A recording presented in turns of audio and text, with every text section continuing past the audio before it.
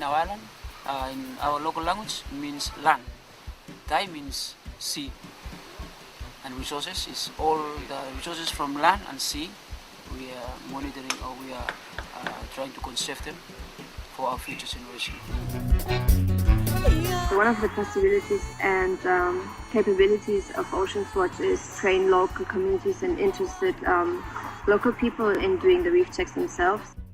We're trying to phase Peace Corps out and hopefully put it into the hands of local people in the next year or two. We train teams and they do a couple of surveys, and then they don't understand what they're contributing to and aren't perhaps getting the feedback, and from that not having the incentive to continue monitoring. And so with OceansWatch, being able to go out and revisit teams, bring more people in to survey and show them that it's an exciting thing will help provide incentive to reef check teams to keep their monitoring going. The importance is in establishing long-term monitoring programs rather than, just doing one survey and that's it. I mean, that gives you a glimpse of what is happening in the moment, like the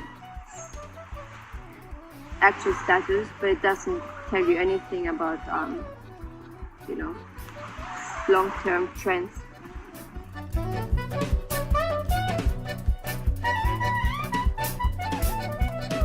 So the benefit of reef check and helping local communities in establishing their own monitoring schemes is that they can see how the reefs and the fish stocks evolve over time and can react to what they observe.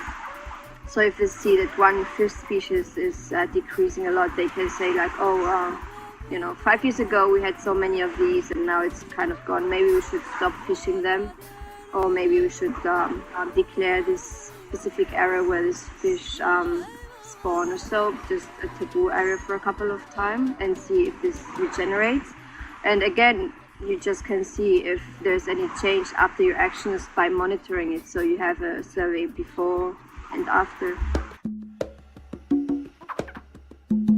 It's something they are actually used to, because there's often taboos.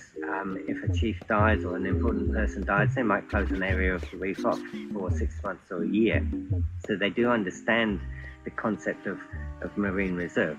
So when you start talking to them about how this concept of marine reserve might ensure that they have a sustainable fishery, they understand what you're talking about. The best case scenario for us would be for each of the villages we work in to create a small marine reserve and have it, instead of a 6 months taboo or a year taboo, to have that taboo indefinite.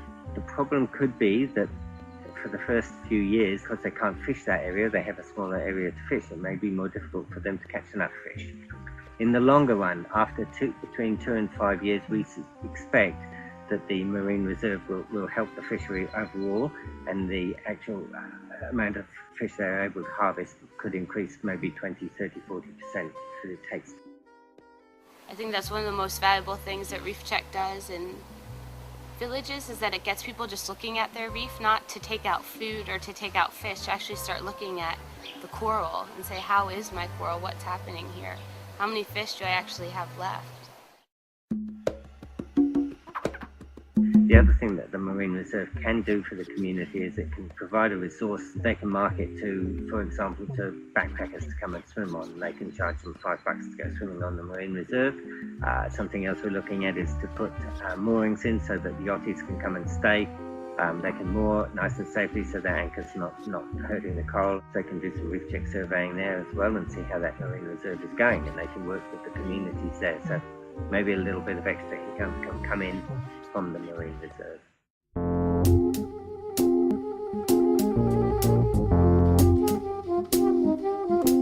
We're looking at ways that we can support sustainable livelihoods in the communities we work with.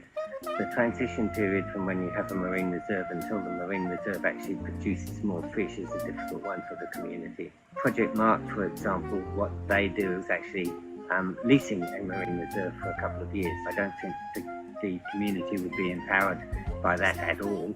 However, during a transition phase, it may be a good move for OceansWatch to collect some donations to help the village during those couple of years. Other things we're looking at is possibly helping the communities sell some of the products, some of the crafts and some of the arts that they make, whereby we or other OceansWatch members buy particular types of art that we think will sell for good prices in the Western world. We've talked to a few galleries who will present the work that we're going to buy and will not take any profit from that, so all the money that would flow back to OceansWatch and back to the artists. At hand, gracious tide to raise the nation.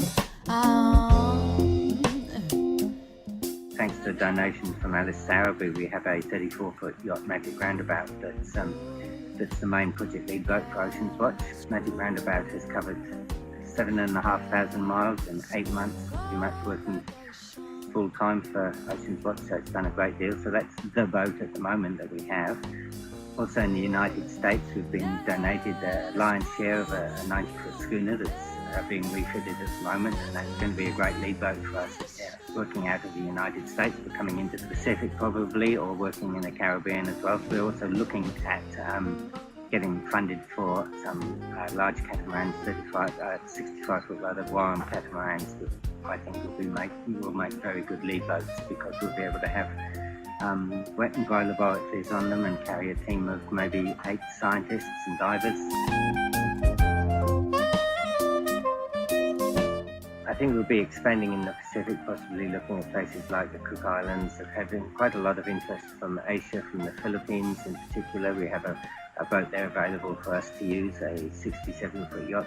We've also been approached by people from India who are interested in working with us, getting a project base, as it were, in Europe, going to the Caribbean, to South Africa. Melody of a dry sound become a bold circuit of vibration. So the reason why we decided that OceansWatch was a great place for us to be involved with and connected with is that we really believe in the possibility of giving back to the communities that we visit in an organized way. Another big way in which OceansWatch will help contribute to environmental management, specifically in Vanuatu, is that by being out and carrying interested and enthusiastic people into villages, they're kind of spreading the conservation fever in a way. There are hundreds of thousands of yachties in the world, millions of yachties in the world. In the future, in 5 or 10 years' time, once we can start getting our message out really strongly, I think we're going to have thousands of yachts involved. So that's a huge, great resource that can do a wonderful things in the world.